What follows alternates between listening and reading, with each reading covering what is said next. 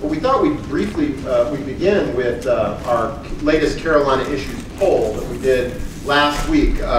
This is something we've done periodically through the years at Policy Watch. We have an arrangement with the very widely acclaimed Public Policy Polling, which is a national polling firm based here in Raleigh that's widely recognized by folks on all sides of the political spectrum as an honest broker and a really high quality polling firm. So last week they did some questions for us on charter schools and on education in general, and so we thought we'd briefly share those results with you right now.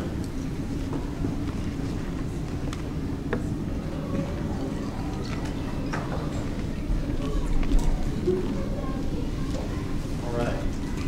On charters generally, this is something I think probably doesn't come as much of a surprise to anybody. We asked the question, do you have a generally favorable or unfavorable impression of charter schools? And you can see that there were a lot of people who weren't sure, but in general, of those people who did have an impression, the impression was favorable. Also, on the question of racial segregation, which is a concern that's been raised by some critics of charter schools, should this be a concern?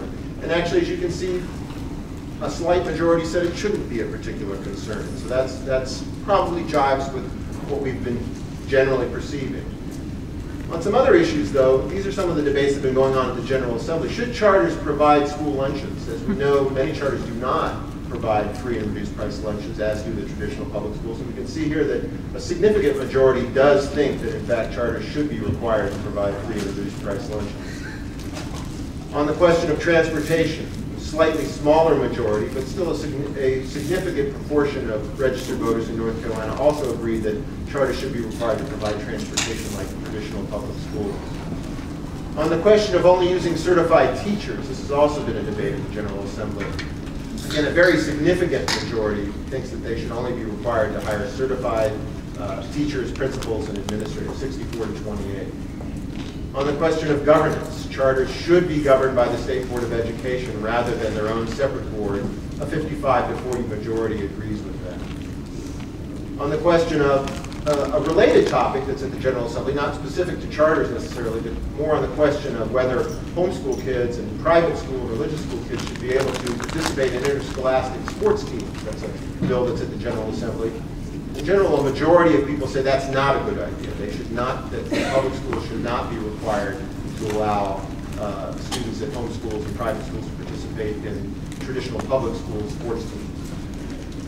On the questions of vouchers and tax credits, once again, this is a similar number to one we've seen many times in the past. By and large, a significant majority of North Carolinians, registered voters, and this is true mostly throughout the country, oppose the idea of vouchers and tax credits to parents who should send their kids to private or religious schools.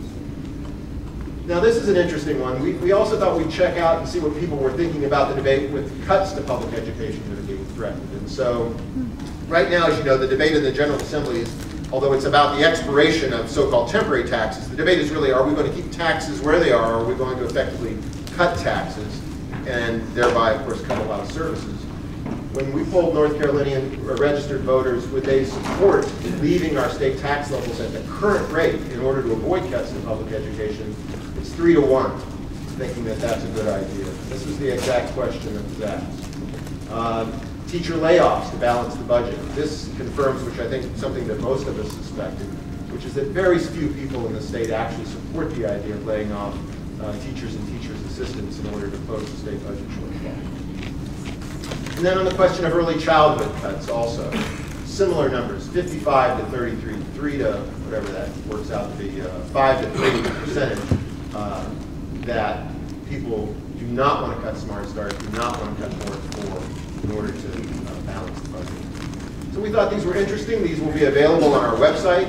They were released officially today. You can go to ncpolicywatch.com and read them. You can look at all the crosstabs that see the percentage of people of various demographic groups and political persuasions who were actually polled in the poll that took place last week.